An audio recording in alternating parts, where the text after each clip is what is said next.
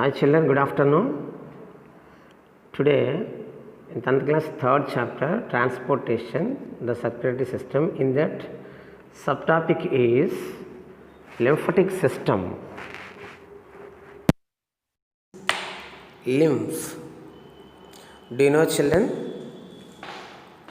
Actually in our body exists three types of liquids. One is blood, second one is water, third one is lymph. So in this subtopic I am going to explain about lymphatic system. Before going to that system, we have to learn what is the meaning of lymph. Lymph is a Latin word which means water. And definition is lymph is the substance that contains blood without solid particles. Tissue fluid is the substance which contains lymph present in the tissue. See, that is the definition of a lymph.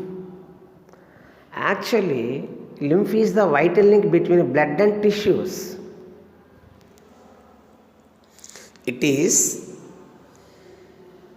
link between blood and tissues by which essential substances passes from blood to cells and excretory products from the cells to blood. So here the lymphatic system is a parallel system to the venous system. Venous system means here a blood circulatory system which collects tissue fluid from tissues. It is important. It collects tissue fluid from tissues and transports it to the venous system or circulatory system. Next one is, as blood flows through the tissues and through the blood capillaries, some amount of fluids and certain solid materials are constantly flowing out of them at different junctions. Such materials are to be collected and sent back into the blood circulation. Do you know children? It's very most important. Remember once. Have you ever observed what happened to your feet after overnight journey in sitting position without moving? We feel that our footwear is little tight. In elders, it will be clear that the lower part of the legs will be swollen. This stage is called edema. Okay. Here they have given one question. Why do our legs swell? Because accumulation of lymph in the tissues. So remember, here lymph means what?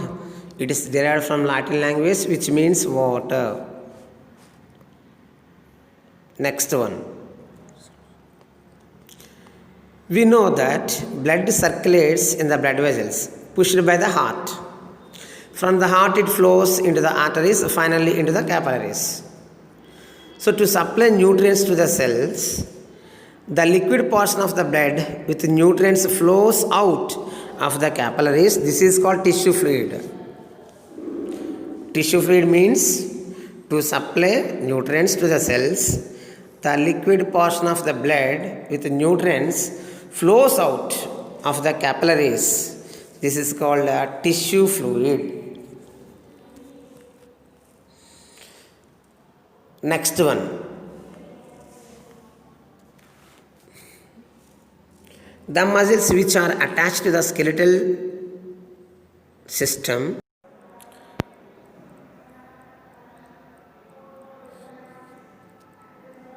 Okay, children. Next, we have to learn some more points about this topic, that is the lymphatic system. Here, some muscles which are attached to the skeleton act as pumps when they contract and help in pushing the lymph flowing in the lymphatic vessels. We have blood vessels. Blood flows into the vessels. As same as a lymph, also one of the fluid which flows into the lymphatic vessels. So finally, these lymph vessels connects towards the veins. So here lymph flows into the veins which moves towards the heart. Here also valves are present in the lymphatic vessels. So vein stops the reverse flow of blood. Finally, this lymph fluid is reaching to the heart. It will reach into the main circulatory system. Means what materials are present in the tissue fluid or lymph, these all materials are finally reaching into the main circulatory system. This is about the lymphatic system. Okay, remember this is one of the concepts. Next concept is evolution of the transport system. See, what is evolution? Means the process of acquiring changes in particular organisms in the transport system or circulatory system. That is called evolution. How changes occurs in the unicellular organisms to multicellular organisms. How the circulatory system will be changed, we will discuss in this topic. See, first one, unicellular organisms like amoeba and a Paramecium euglena. In amoeba contains protoplasm. This protoplasm shows natural movements. These movements are called as Brownian movements. Brownian movements. Because of which the nutrients and oxygen are distributed throughout the protoplasm equally. Because of protoplasm. So unicellular organisms contains Brownian movements. Because here there is no circulatory system to distribute of materials. Whereas, come to next one, the simplest intracellular transportation system present in unicellular animals. It has been retained in multicellular animals including humans. The protoplasm of any cell in our body is mobile and protoplasmic currents exist even the nerve cells. Here multicellular animals have to develop more complicated system for the transportation of materials.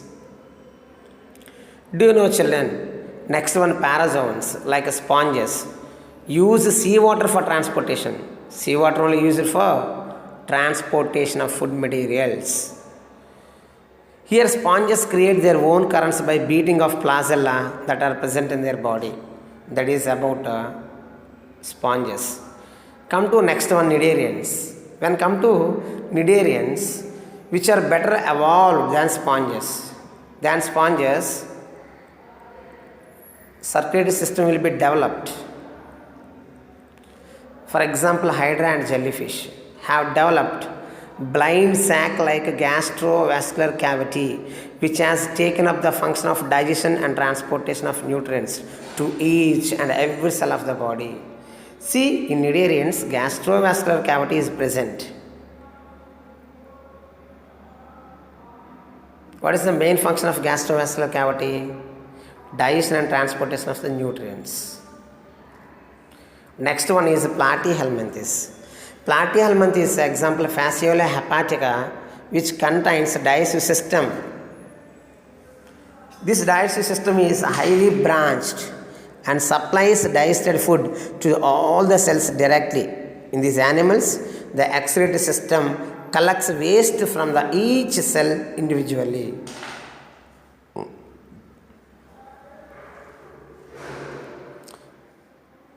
See here, maximum this entire organism body is occupied but digestive and excretory system. In platyhelminthes, example Fasciola hepatica. In these organisms, most of the body is occupied by digestive and excretory systems, both systems. Next, Nematohelminthes and pseudocoelom organisms. This Nematohelminthes contains pseudocoelom has taken up the function of collection and distribution of materials. Next, Annelida. These are called as the first eucoelomate. Eu means true, coelom means fluid. True fluid is formed, means these animals have developed a pulsatile vessel to move the fluid, and transporting medium is blood. That is Annelida. It is very most important. First eucoelomate animals. Next, arthropoda have developed a pulsatile organ to pump the blood, the heart. See here, finally heart is formed. Pulsatile organ is formed. Then the blood, instead of flowing in the blood vessels, floods the tissues, directly supplying the nutrients to the tissues. Here, there is no blood vessels. Blood is directly supplying to the tissues, which contains nutrients. Oxygen is directly supplied to the tissues directly by the respiratory system. This is about arthropoda. Come to the last level, that is about octopus, echinoderms, cephalopoda, molluscans. Chordata contains the complete, well-developed transportation system. That means where the blood takes the responsibility of delivering the materials which flows in the blood vessels is called a closed type of circulatory system. Closed type of circulatory system means the blood flows into the blood vessels. Open type of circulatory system means the blood flows direct into the tissues. That's open type of circulatory system. You can see open type of circulatory system in arthropods and molluscans and lower chordates, whereas in higher chordates, cephalopoda, octopus and chordates follows a well-developed circulatory system which contains heart, blood and blood vessels. Means blood flows into the blood vessels. That is closed type of circulatory system. Next one. See here, important point is there. The human circulatory system can move 1 ml of blood from heart to a foot and back, which is approximately 2 meters, in about 60 seconds. Next one. This is a circulatory system evolution. How circulatory system is completely formed from unicellular organisms to multicellular organisms. In amoeba, there is no circulatory system. There is no digestive system. From that onwards, protoplasm only acts as circulatory system. Brownian movements helps to the nutrients distribute enter the cell. When we come to the last level of organisms, higher animals like chordates, cephalopods, these organisms have completely well-developed circulatory system. Means that it contains heart, blood vessels. That is the concept about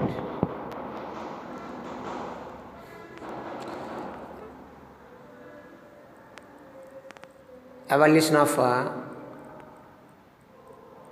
circulatory system. Coming to the next subtopic, blood pressure. Blood pressure. What is blood pressure? BP, blood pressure. The force exerted by blood on the wall of blood vessel. That is called blood pressure.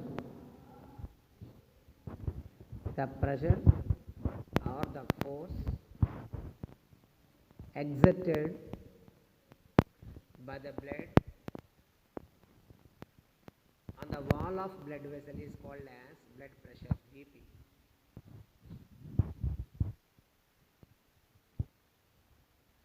Normal blood pressure in a person is 120 by 80 mmHg. There are two pressure readings. One measures the strongest pressure during the time blood is forced out of the ventricles.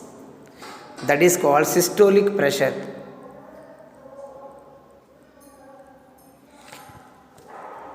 Next one, second pressure. The second reading is taken during the resting period. As the ventricles refills with blood, this is called diastolic pressure. It will be 80 mm of Hg. Here we can see the normal BP of a person 120 by 80 mm Hg. 120 indicates systolic pressure. 80 mmHg indicates diastolic pressure. See here, BP will change according to the activity in which a person is engaged, such as resting, walking, and during. Sometimes it increases. See here, the people who have high BP during resting period are said to have hypertension, high BP or hypertension. See, hypertension will come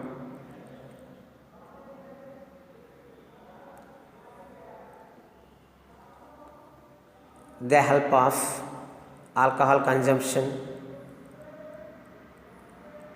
and bad habits like smoking and taking cigarette or gutkha, etc.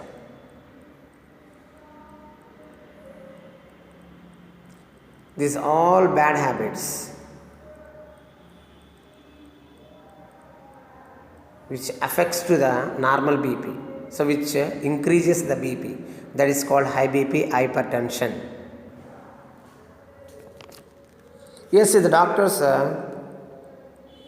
always measured in the upper arm artery with the help of one machine. That machine is called as sphygmomanometer. Sphygmomanometer, that machine name is. See, doctors measure the blood pressure with a device is called as sphygmomanometer. It is one of the important point. Next one is coagulation of blood. Do you know coagulation? Coagulation nothing but clotting of blood. Clotting.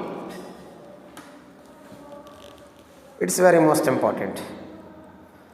When there is an injury, blood clots in 3 to 6 minutes. How does the blood clot? What chemistry involved in the blood coagulation? You know that when you cut yourself, the blood flows out of the wound for only a short time. Then the cut is filled with a reddish solid material. This solid is called as blood clot. If blood did not clot, anyone with even a slight wound bleeds profusely. See, some important points are there. When the blood flows out, the platelets release an enzyme that is called thrombokinase. The blood contains platelets releases enzyme that is called thrombokinase. This thrombokinase acts on another substance present in the blood called as prothrombin. That prothrombin changes converted into thrombin.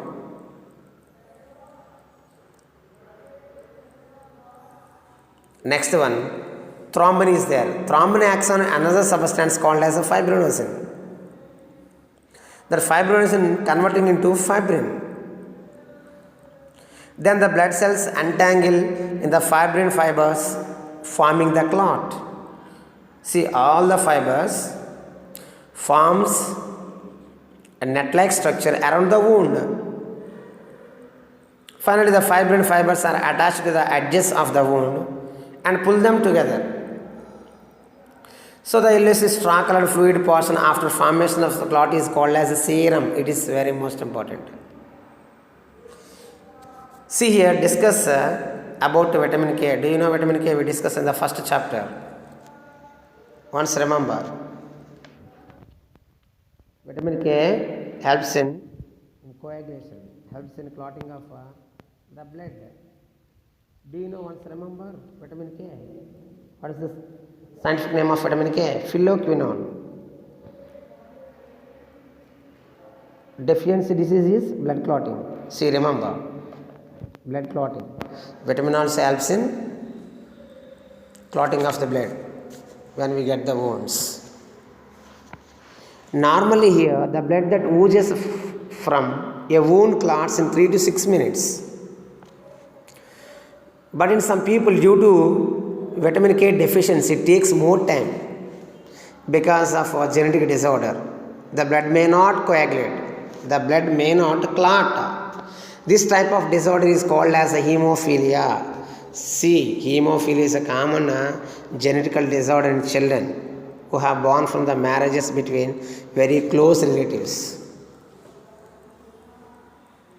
See, some members get married, their sister's daughter, who got married, the type of marriage, such type of people will get hemophilia. And one more disease, thalassemia. It is also an inherited disorder, is also related to blood. See, 2 diseases will come. One is hemophilia, second one is thalassemia. Who will get this type of disease? The children who have born from marriages between very close relatives. Very most important. Up to here, we discussed about transportation in animals. What about plants? See here, plants consist 2 types of tissues. That is, first one xylem, second one is phloem. Xylem tissue helps in transportation of water and minerals. Phloem tissues helps in transportation of food materials. Very most important. Next one is, see here, absorbing root hair. Do you know root and root hair difference? Yes. Every plant has root. On the root has small hair-like structures. Those are called as root hair. Root hair absorbs water from the soil. See, that is important. Okay. Here we can observe, see, transportation.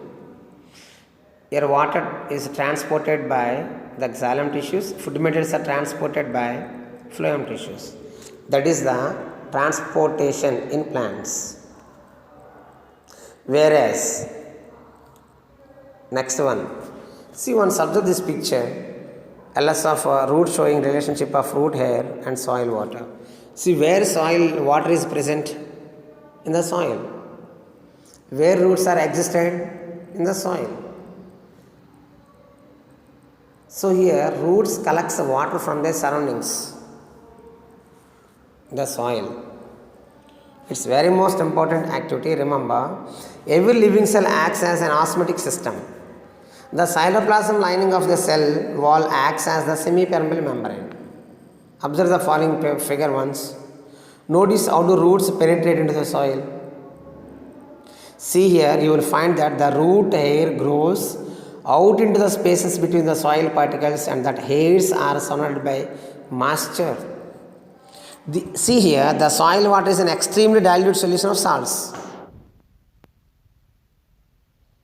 The soil water concentration is more dilute than that of the cell sap.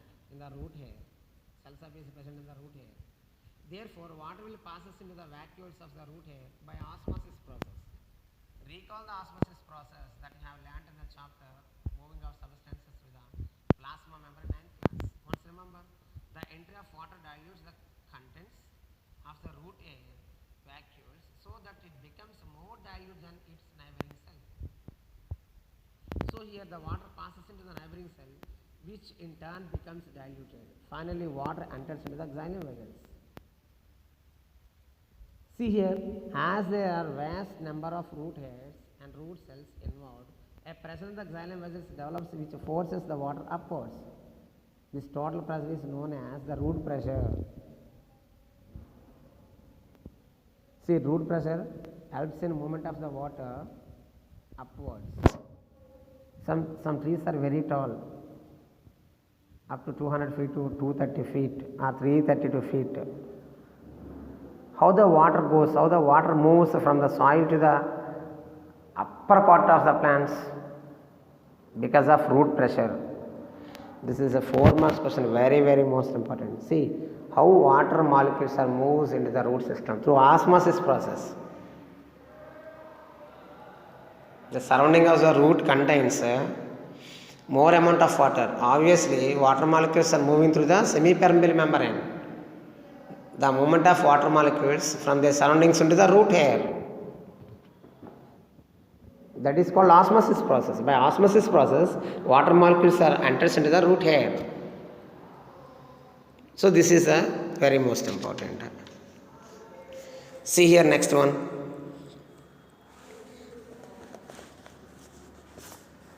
Next activity is see root pressure activity. Take a regular watered potted plant and cut the stem portion 1 centimeter above the ground level. Then connect a glass tube by means of strong rubber. Tubing as shown in the figure. The size of the glass tube should be equal to the size of the stem. Take care while joining the tube and stem being bound tightly so that water cannot escape from the tube. Now pour some water in the glass tube until water level can be seen above the rubber tube. Mark the level of water M1 in the tube. Keep your arrangement aside for 2 to 3 hours. Then observe and mark water level M2 in the tube.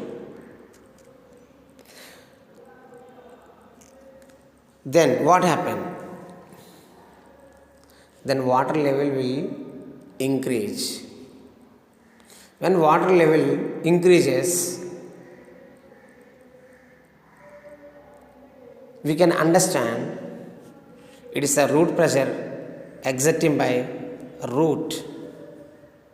So here the difference between M2 and M1 indicates the level of the water rise in the stem because of the root pressure. The water level increases in the tube because of root pressure. Simply you can understand it. Next one, transpiration. Do you know transpiration process? The excess amount of water releases in the form of water vapor through the stomata are called as transpiration. See, excess amount of water releases from the leaves. The process is called as transpiration.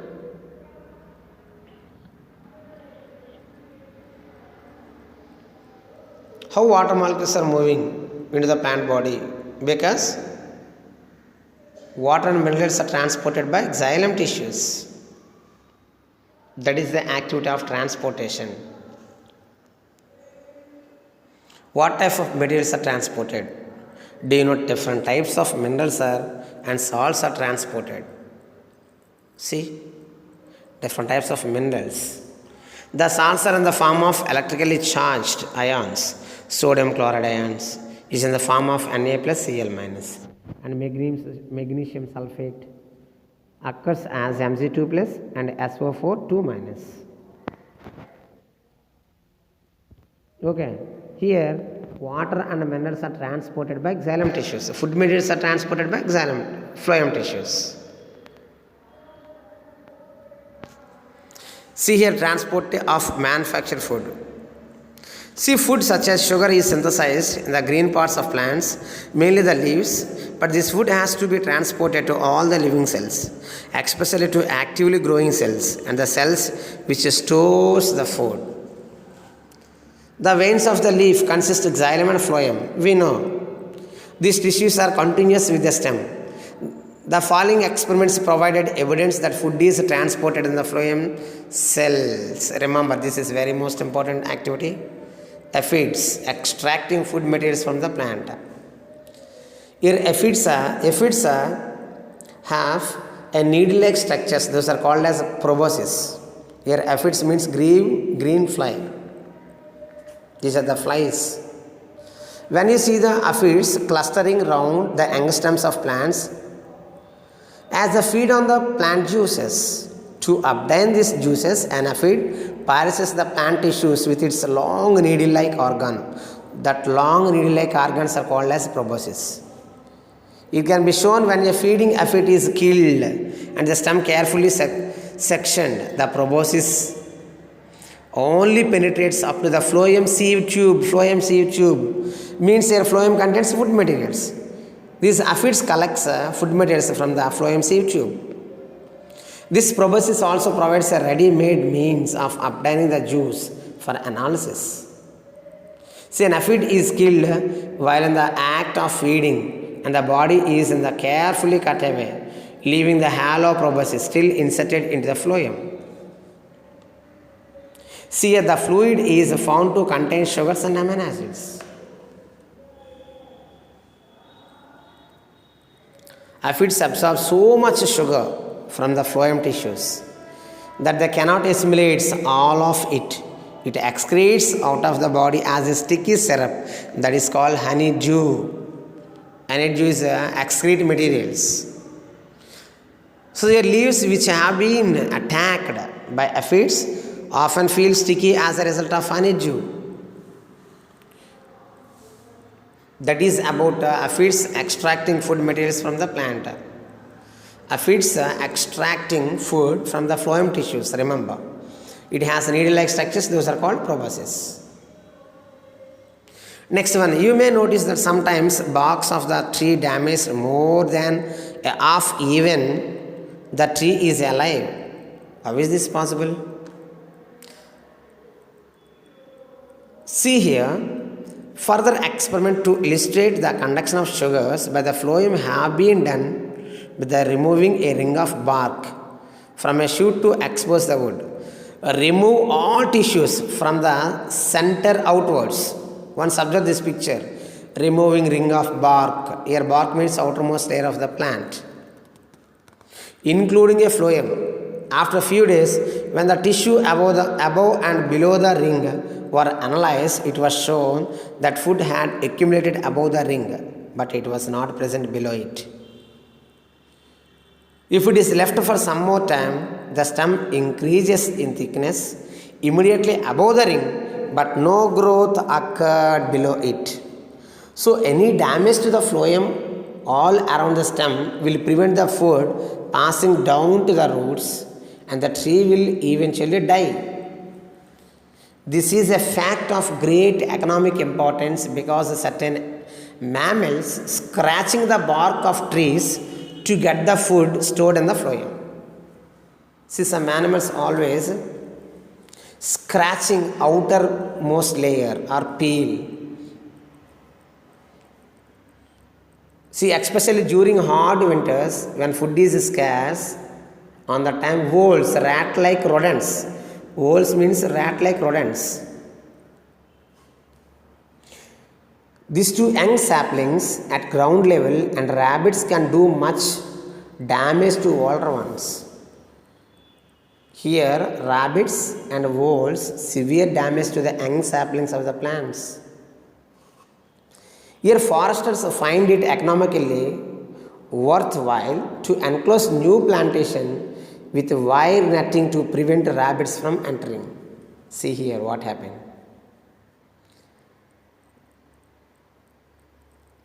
Next one, foresters also encourage the predators such as foxes, badgers, hawks and owls as they help to keep down the population of voles and rabbits. To reduce the population of wolves and rabbits, they encourage, means the forest officers encourages, they put predators in the forest such as foxes, badgers, ox, owls. These all animals are eating wolves and rabbits. Obviously, after some days, wolves and rabbits population will decrease.